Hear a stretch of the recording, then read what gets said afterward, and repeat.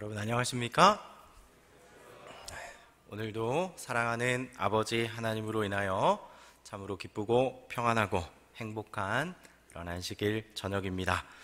오늘은 지난 시간에 이어 신약의 안식일이라는 제목으로 여러분과 말씀 나누기 원합니다.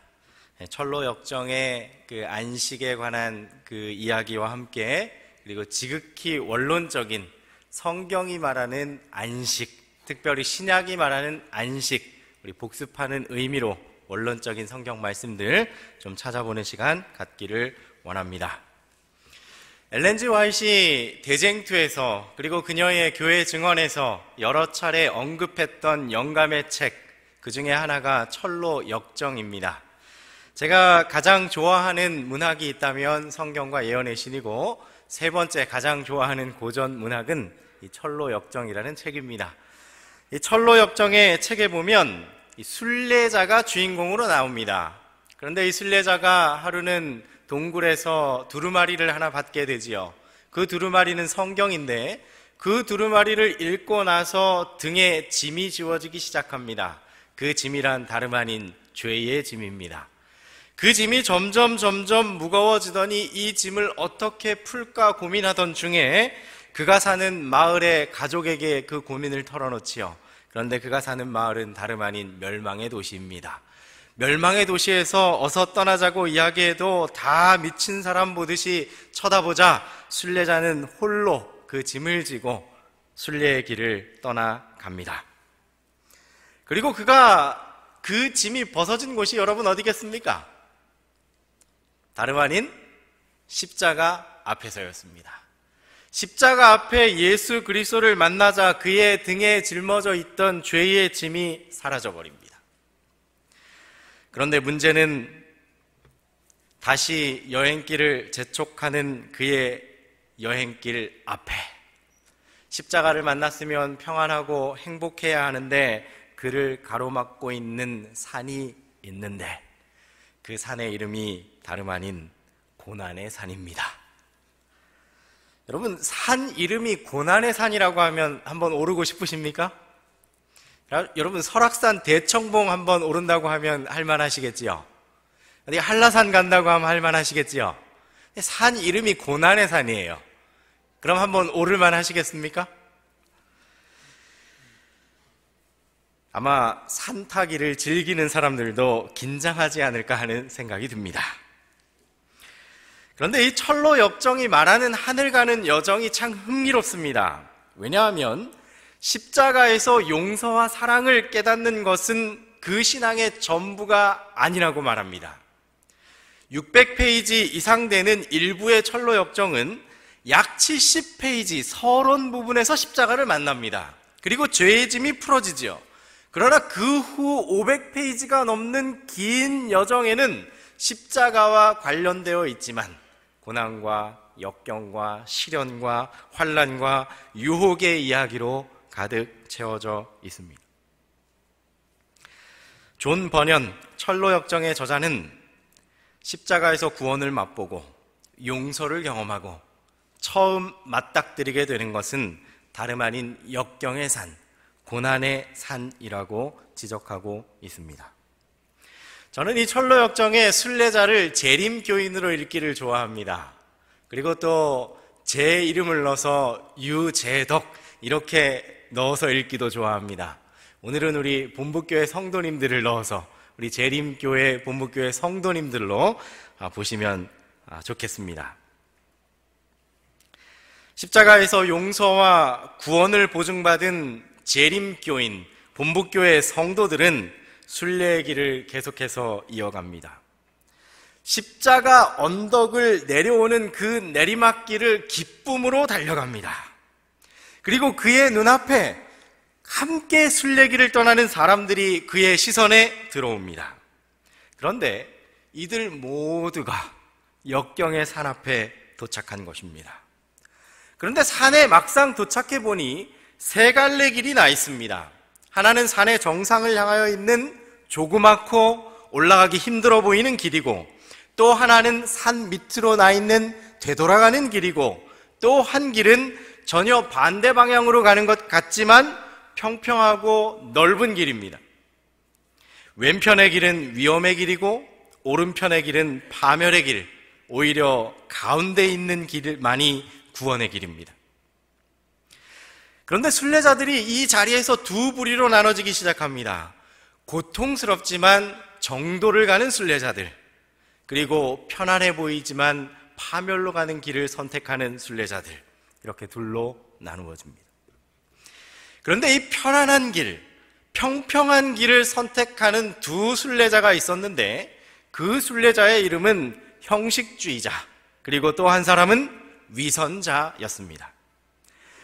두 사람은 고난의 산 앞에 나 있는 평평하게 왼쪽과 오른쪽에 나 있는 길을 보면서 평평한 길을 고르고 그 길을 갑니다. 그들이 서로 속삭입니다. 산 둘레로 길이 있으니 결국 끝지점에서 만나겠구만? 그렇게 말하면서 그들은 파멸로 향하여 걸어갑니다. 그리고 결국 칠흑 같은 어둠 속에 빠지고 넘어진 후에 그 두 순례자는 더 이상 일어서지 못합니다. 하늘 향하여 순례길을 가시는 우리 본부교회 성도 여러분이시여, 다시 한번 제가 질문 드리겠습니다. 역경의 산에 한번, 이번 가을에 한번 등반 같이 해보시겠습니까? 여러분, 위선과 형식주의자는 빠르고 편해 보이는 길을 택했습니다.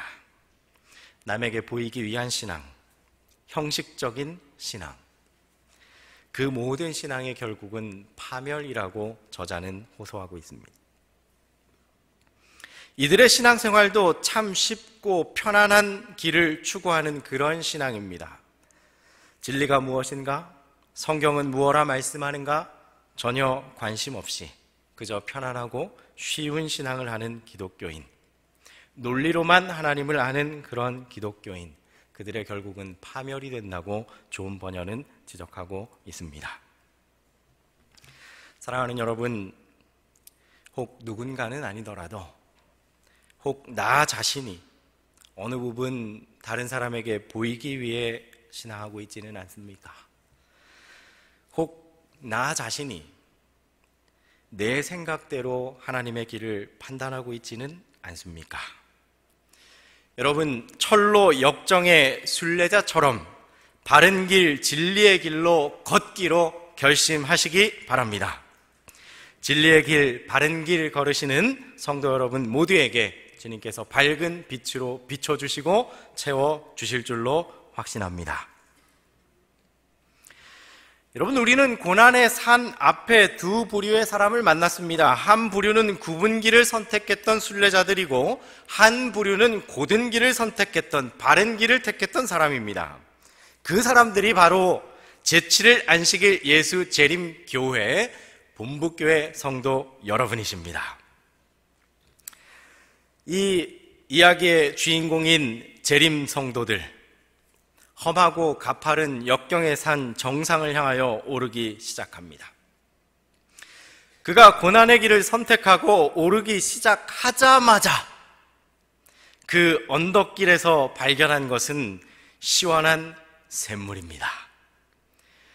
그는 망설임 없이 그 시원한 샘물을 들이키기 시작합니다. 그러자 그의 마음의 용기가 회복되고 그의 힘이 회복되고 그의 마음이 새로워지는 경험을 합니다. 그리고 이렇게 소리칩니다. 이 산이 아무리 높다고 해도 나는 반드시 올라가고 싶다. 역경이 아무리 심하다 해도 나를 막을 수는 없으니 생명에 이르는 길이 여기 있다고 나는 깨달았기 때문이다.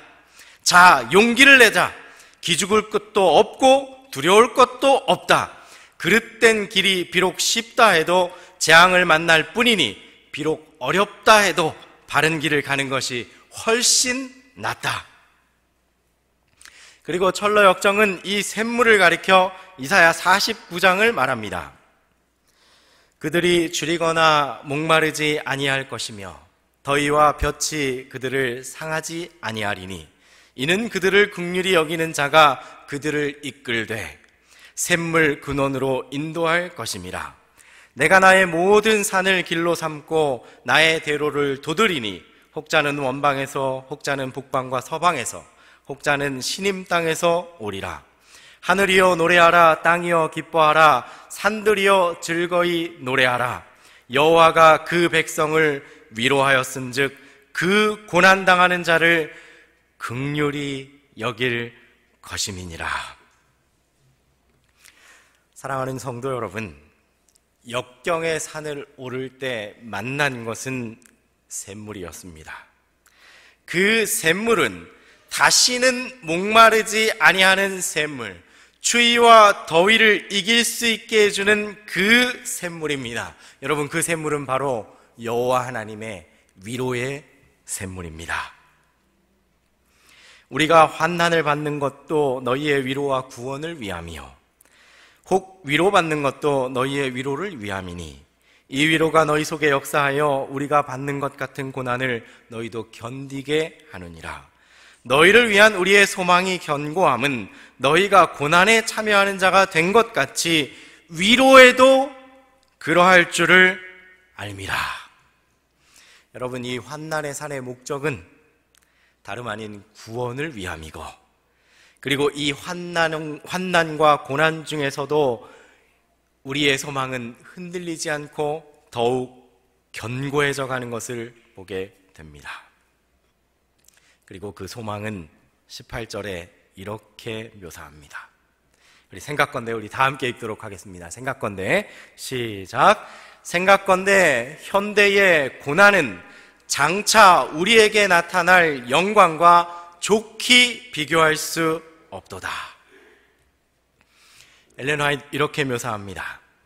어떤 인간적인 언어들도 하늘 구름을 타고 오시는 인자의 재림의 광경을 묘사할 수 없다. 그분께서는 당신의 영광과 하늘 아버지의 영광과 거룩한 천사들의 영광으로 오실 것이다. 그분께서는 영원 전부터 입으셨던 빛의 의복을 입고 오실 것이다. 천사들이 그분을 수행할 것이다. 천천만만의 천사들이 그분의 길을 호위할 것이다. 나팔 소리가 울리고 잠자는 죽은 자들을 무덤에서 부를 것이다. 그리스도의 음성이 무덤 속에 있는 자들의 귀에 들릴 것이며 무덤 속에 있는 모든 사람들이 나올 것이다. 여러분, 이 샘물까지의 여정, 그리고 그 후에 있을 안식, 이제는 원론적인 성경에 있는 안식일에 관한 것들을 복습하는 의미로 좀 찾아보기 원합니다. 에스겔 20장 12절은 이렇게 기록합니다. 또 내가 그들을 거룩하게 하는 여호와인 줄 알게 하려고 내 안식을 너희에게 주어 그들과 나의 사이에 표징을 삼았노라. 안식일이 뭐가 된다고요? 표징이 된다라고 말하고 있습니다. 안식일을 지키는 여부가 내 백성인지 아닌지를 표 짓는 것이 된다고 말합니다. 즉 안식일을 지키는 백성이 내 백성이라고 성경은 말씀하고 있는 것입니다. 여러분, 저희가 지난 시간 우리 양동우 목사님 통하여 구약의 안식일, 그리고 오늘은 신약의 안식일 두 번째 이어지고 있습니다. 그런데 여러분, 구약의 안식일과 신약의 안식일이 다른 것이 아님을 잘 알고 계시죠? 같은 안식일입니다. 그런데 예언의 시내는 아주 흥미로운 기록이 있는데, 예수님께서 이 땅에 초림하셨을 그 당시에 온 세상이 우상숭배와 하나님을 알지 못하는 죄에 빠져 있었다라고 묘사합니다. 그리고 하나님의 진리의 각축장이 된 곳이 바로 예루살렘이라고 기록하고 있습니다. 그러니까 이 말씀을 다른 말로 하면 온 세상이 하나님을 불어 잊어버리고 오직 하나님을 알고 있는 한 땅이 있으니 그곳이 예루살렘이었다는 것입니다. 만약에 이 예루살렘에서 사단과 예수님 사이의 전쟁이 예수님의 실패로 끝났다면 온 세상은 우상숭배로 편만하게 되었을 것입니다. 그래서 우리가 아는 것처럼 우리 BC 그리고 1세기 그리스 신화라던가 여러 가지 고대의 고고학을 발견해 보면 다 우상들로 가득하죠. 그 사실만 봐도 우리는 그 말씀이 사실임을 알 수 있습니다. 자, 이제 신약의 안식일로 한번 가보도록 하겠습니다. 누가복음 4장 16절에 예수께서 그 자라나신 곳 나사렛에 이르사 안식일에 늘 하시던 대로 회당에 들어가사. 예수님이 어떻게 하셨다고요? 늘 하시던 대로 안식일에 회당을 가셨습니다. 그리고 예수님 십자가 달리신 후에 누가복음 23장에 보면 이날은 준비일이요 안식일이 거의 되었더라. 준비일이요, 예비일, 준비일. 예수님께서 돌아가시고 그날이 예비일이 되고 그 다음 날은 무슨 날이라고 묘사하는 것입니까? 안식일이라고 기록하고 있습니다. 그래서 이어지는 54절에 보면 56절 말씀에 보면 돌아가 향품과 향유를 준비하더라. 무엇을 따라 안식일에 쉬더라고요?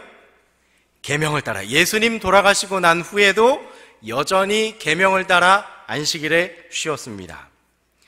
그리고 사도행전 1장 12절 말씀에는 감람원이라 하는 산으로부터 예루살렘으로 돌아오니, 예수님 승천하신 후에 돌아오니 이 산은 예루살렘에서 가까워 언제 가기에 알맞아요? 안식일에, 여전히 안식일을 지키고 있었습니다. 그리고 사도행전 13장 14절은 이렇게 기록합니다. 그들이 버가에서 더 나아가 비시디아 안디옥에 이르러 안식일에 회당에 들어가 앉으니라. 사도들도 언제 회당을 갔죠? 안식일에 회당에 갑니다. 그리고 42절에 말합니다. 그들이 나갈새, 사도들이 나갈새 사람들이 청하되 다음 안식일에도 말씀을 하라. 언제도요? 다음 안식일에도 여전히 안식일이 지켜지고 있습니다. 그리고 그 다음 안식일에는 어떤 일이 벌어졌을까요? 그 다음 안식일에는 온 시민이 거의 다 하나님의 말씀을 듣고자 하여 모이니, 안식일에 시민이 다 와서 말씀을 들으러 모였다고 기록하고 있습니다. 여러분, 성경에 안식일에 대한 기록이 그 시간별로 자세히 기록되어 있는 것을 보게 됩니다. 자, 이제 사도행전 17장으로 한번 가보겠습니다. 17장의 1절과 2절의 말씀에 보면 바울이 2절 말씀에 자기의 관례대로 그들에게로 들어가서 새 안식일의 성경을 가지고 강론하며, 여기 새 안식일을 바울이 강론할 때 누구의 관례대로 했습니까? 누가 해오던 대로요? 바울 자신이 해오던 대로 스스로 안식일의 성경을 강론하는 것을 보게 됩니다. 여러분, 사도 바울 역시 선교 여행 중에도 안식일을 지켰습니다. 여러분, 확실하지요? 네, 확실합니다. 18장 4절에도 말씀합니다. 안식일마다 바울이 회당에서 강론하고 유대인과 헬라인을 권면하니라. 여러분, 언제마다요? 안식일마다. 여러분, 이 말씀을 이 개신교인들과 나누거나 혹은 일반 성경 공부를 할 때 나누면 이런 질문 종종 하지요. 뭐라고 질문합니까? 이건 선교를 위해서 유대인 회당이 매일 안식일마다 예배드리니까 어떻게 했다는 거예요? 어쩔 수 없이 일요일로 바뀌었지만 안식일에 예배드리러 갔다고 간 것 아니냐고 이렇게 질문합니다.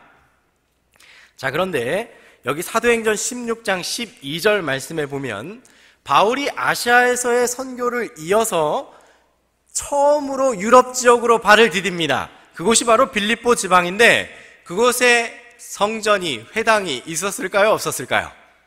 없습니다.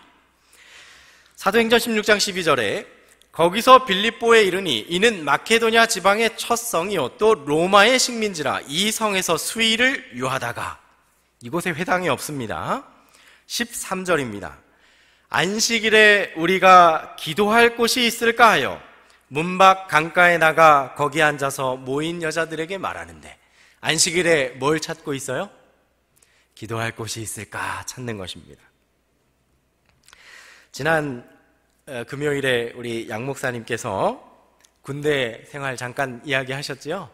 안식일에 어떻게 했습니까? 안식일 지킵니다. 그랬더니 허락해 주죠. 그래서 강당에 가서 예배드렸다는 말씀을 제가 참 감동 깊게 들었습니다. 우리 성도 여러분, 남성도 여러분, 군대 가셨을 때 안식일마다 어떻게 하셨습니까? 저도 그런 이야기 많이 들었습니다. 예배드릴 곳이 없어서 그 화장실에 가서 예배드렸다는 이야기, 예배드릴 곳이 없어서 어디 이렇게 구석진데 가가지고 혼자 이렇게 예배드리고 기도했다는 이야기. 여러분, 여기 바울이 그런 것입니다. 이곳에 교회가 없으니까 뭘 찾는 거예요? 혹시 예배드릴 곳이 있나 하고 찾는 것입니다. 언제요? 안식일에. 여러분 확실합니까? 확실합니다. 또 예수님께서는 먼 훗날을 내다보시면서 이렇게 말씀하셨습니다. 너희가 도망하는 일이 겨울에나 안식일에 되지 않도록 기도하라. 도망하는 날이 언제가 되지 말라고요? 안식일이. 안식일은 도망하는 날입니까? 예배드리는 날입니까? 예배드리는 날이니까 그날에 도망하는 날 되지 않도록 기도하라고 예수님 말씀하셨습니다.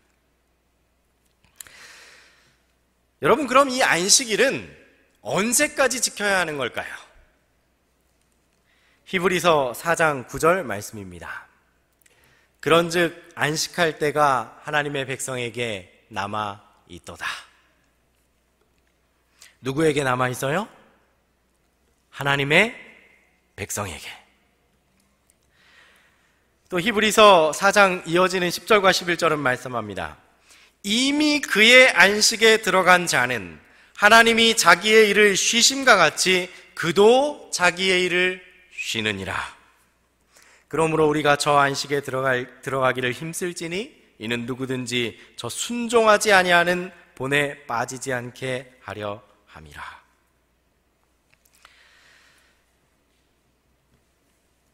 여러분, 이 땅에서 안식일을 지킨다고 해도 참 안식일을 지키는 걸까요? 아니면 하늘에 가야만 우리가 참 안식일을 지킬 수 있을까요?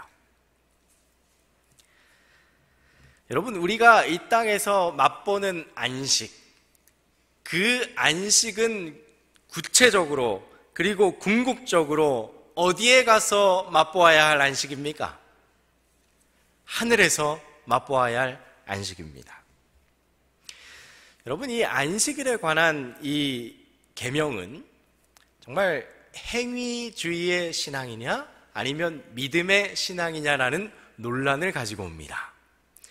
내가 믿음으로 하나님을 믿었으니 뭐 해야 한다는 거예요? 안식일을 지켜야 한다는 거죠. 그런데 하나님께서는 안식일을 지키라고 명령하셨지만, 기억하여 거룩히 지키라고 하셨지만 그 명령 속에는 뭐가 들어가 있습니까? 쉬라는 것입니다. 여러분, 쉬는 날을 우리가 지킬 필요가 있을까요? 여러분, 일요일을 우리가 지킵니까? 일요일이 딱 오면 어떻게 합니까? 일도 안 하고 쉬는 거죠. 여러분, 쉼은 고단한 일상에 자연적으로 어떻게 따라오는 거죠? 자연스럽게 쉼이 필요하고 자연스럽게 따라오는 것입니다. 여러분, 그런데 여기 아주 흥미로운 사실이 있는데요. 사람이 창조되고 나서 일주일에 하루를 쉴 수밖에 없었습니다. 왜 그렇습니까? 하나님께서 쉬셨기 때문에 하루를 쉴 수밖에 없죠. 그러나 사람이 타락하고 나서는 육신이 힘들어서 하루를 쉴 수밖에 없었습니다. 왜 그렇습니까? 타락한 후에 이마에 땀이 흘러야 너희가 먹고 살겠다는 저주가 임했습니다. 그러면 고단한 육신이 쉬어야 할 필요는 타락 전에 생겼을까요? 타락 후에 생겼을까요? 고단한 육신의 쉼이 필요한 건 타락 후에 생긴 것입니다. 그래서 사람들이 한 날을 쉴 수밖에 없었어요. 육신의 쉼, 그날이 언제일까요? 온 세상이 쉬고 있는 일요일이겠지요. 그러나 하나님께서는 안식일을 제정하실 때 사람이 창조되고 딱 태어나자마자 맞이한 날이 무슨 날이었을까요? 일요일이었을까요? 안식일이었을까요? 안식일입니다. 여러분, 안식일은 육체의 쉼을 초월합니다. 여러분, 안식일은 나를 거저 구원해 주시는 그분을 온전히 믿고 그분께 온전히 내어 드리는 날입니다. 이 안식일은 이사야 66장 22절로 23절에 말합니다. 우리 함께 읽도록 하겠습니다. 내가 지을, 시작. 내가 지을 새하늘과 새 땅이 내 앞에 항상 있는 것 같이 너희 자손과 너희 이름이 항상 있으리라. 여호와의 말이니라. 여호와가 말하노라. 매월 초하루와 매 안식일에 모든 혈육이 내 앞에 나와 예배하리라. 여러분, 참 안식은 이 땅에서 맛보고 참 안식은 하늘에서 누리게 될 것입니다. 여러분, 철로 역정의 주인공인 재림 성도들, 본부교회 성도들이 샘물을 마시고 힘을 얻어 고난의 산을 뛰면서 올라갑니다. 한참을 달려가다가 이내 걷기 시작합니다. 한참을 걸어가다가 힘이 다 빠져서 무릎으로 산을 오르기 시작합니다. 그리고 이내 기진맥진하여 정말 기어서 천천히 정말 힘겹게 그 고난의 산을 기어 오르기 시작합니다. 환난과 고난으로 쓰러져서 다시는 일어나지 못할 것 같습니다. 그런데 여러분, 놀랍게도 그 고난의 산 중턱에 휴식의 정자, 안식을 줄 수 있는 안식의 정자가 마련되어 있습니다. 이 순례자는, 이 재림 성도는, 이 본부교회 성도는 이 안식의 정자에서 천사가 그에게 준 두루마리를 펴 읽으며 고난의 산속에서 참 쉼을 누립니다. 여러분, 순례자처럼 우리도 이러한 쉼을 누리는 저와 여러분이 되기를 간절히 바랍니다. 저와 제 아내가 명절 때면 제가 결혼한 후에 저희 집만 가는 게 아니라 이제 이 처갓집도 가게 됩니다. 장모님이 저한테 너무 편하게 잘해주세요. 그런데 제 마음이 그렇게 편하지는 않습니다. 반대로 제 처가 저희 어머니를 이렇게 만나면 저는 편한데 제 처는 편할까요? 부담스러울까요? 아무리 잘해줘도 부담스럽겠지요. 여러분, 내 집에 가면 왜 그렇게 편안할까요? 이유는 한 가지입니다. 누구이기 때문입니까? 가족이기 때문이죠. 여러분, 하나님께서 우리에게 이렇게 명령합니다. 제7일은 너의 하나님 여호와의 안식일인즉 너나 내 아들이나 내 딸이나 내 남종이나 내 여종이나 내 육축이나 내 문 안에 유하는 객이라도 아무 일도 하지 말라. 아무 일도 하지 말라. 여러분, 이 말씀은 관계가 회복되어야만 이해될 수가 있습니다. 제가 중학교 시절 방학이었습니다. 이 친구 중에 이름은 밝히지 않겠습니다만 서중한 앞에 목회하시는 정모 재신 목사님이 있습니다. 그분 목사 요청으로 제가 전원학교 있을 때 그 목사님이 과수원을 하시는데 거기 일하러 갔습니다. 세 아들들이 있고 저희들도 같이 일하러 간 거죠. 그런데 일주일 동안 함께 일을 하는데 이 장로님이 얼마나 차별이 심하신지 세 아들들은 정말 자기 아들처럼 대하면서 우리는 노예처럼 부려먹기 시작하는 것입니다. 새벽부터 일어나서 캄캄할 때까지 복숭아를 따고 있고 또 복숭아 털 때문에 온몸은 가렵고 그러다가 조금 쉴라 치면 불호령이 떨어집니다. 그런데 그 아들들은 얼마나 뺀질뺀질하던지 늦게 일어나고 어디 숨어서 일 안 하고 그 형도 목사님입니다. 제가 이름은 밝히지 않겠습니다. 정모 지훈 목사님이신데 지훈아 좀 쉬어라. 지훈아 안 해도 된다. 정말 저희에게는 정말 편하게 오랜만에 아이스크림이라도 좀 먹을라 치면 그거 조금 이따 먹으라고. 왜 지금 아이스크림 사와가지고 바빠 죽겠는데 그러냐고. 그렇게 분노와 억울함과 고난의 일주일이 지나고 드디어 금이 환향할 때가 되었습니다. 봉투를 주시는데 얼마 들어있었을까요? 7만 원 들어있었습니다. 당시는 대단히 큰 돈이라 생각 들었는데 지금 생각해보니 노동 착취가 멀리 있는 게 아니었습니다. 여러분, 제가 그 3명의 아들과 다른 것이 무엇입니까? 왜 아버지가 아들에게 쉬라고 하는데 그들은 편하게 쉬고 우리에게 쉬라고 해도 우리는 불편할 수밖에 없을까요? 여러분, 그 이유는 다른 것이 아닙니다. 아들이기 때문입니다. 가족이기 때문입니다. 다른데 이유가 있는 것이 아닙니다.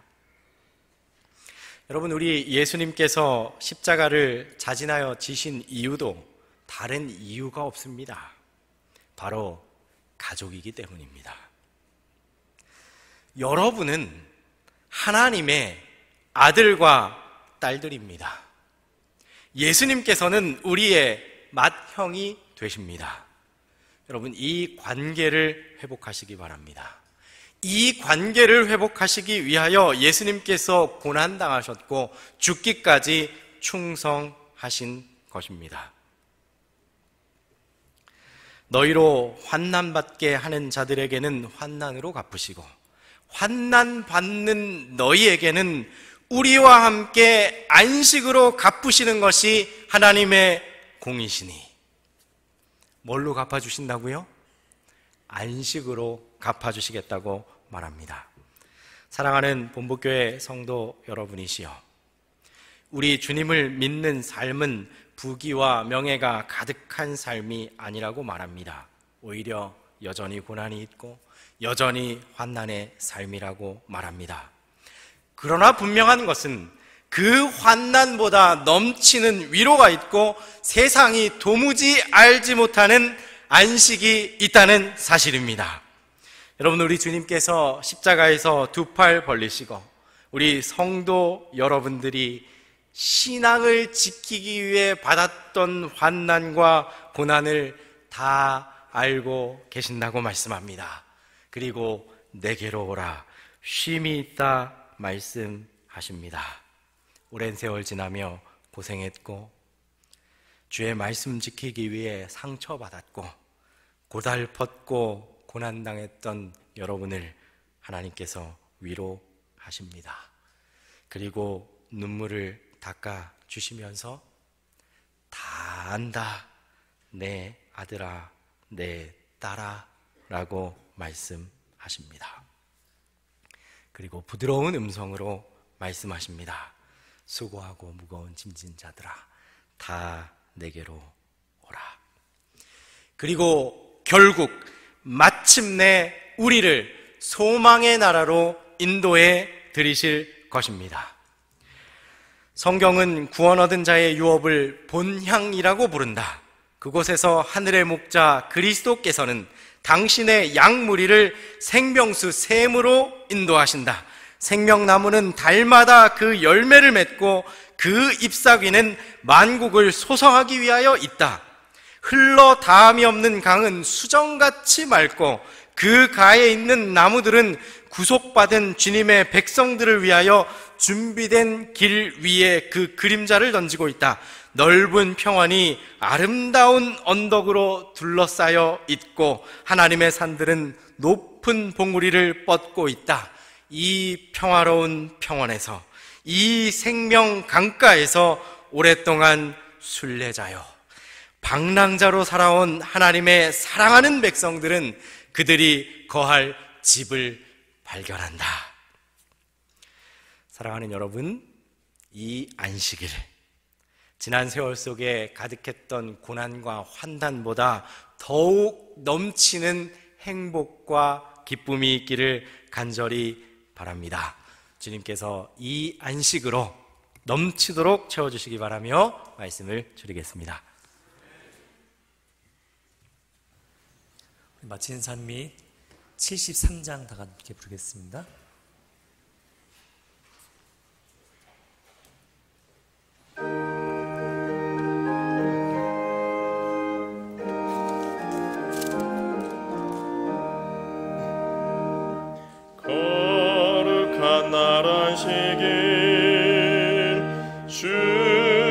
축복하신 날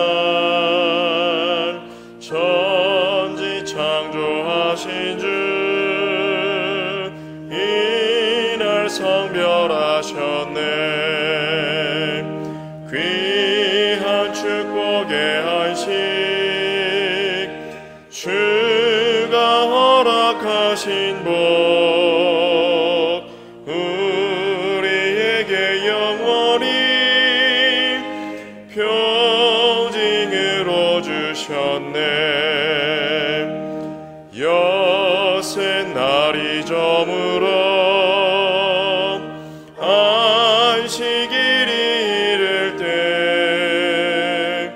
온 가족이 모여서 찬미하며 기도해. 귀한 축복의 안식 주가 허락하신 복 우리에게 영원히 평징으로 주셨네. 세상 쾌락 버리고 속된 일을 금하라. 아름답고 좋은 것 강 건너편 있으니 귀한 축복의 안식 주가 허락하신 복 우리에게 영원히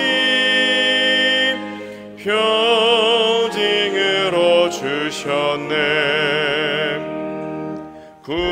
구속하는 은혜와 승리 간구하면서 주의 능력 힘입어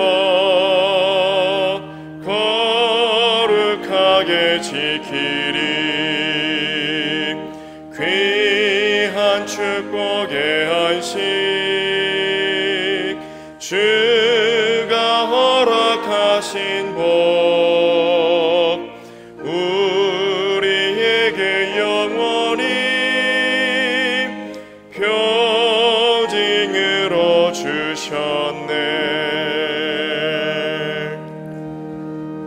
사랑하는 아버지 하나님, 저 하늘 본향 이르기까지 그리고 그 하늘에서도 누릴 안식일을 우리에게 허락하여 주심에 감사드립니다. 주께서 우리에게 쉬라 하시는 명령이, 안식일을 지키라는 명령이 부담되는 명령이 되지 않게 하시고 관계가 회복됨으로 말미암아 믿음의 순종이 되게 하여 주옵소서. 사랑하는 예수님 이름으로 기도합니다. 아멘.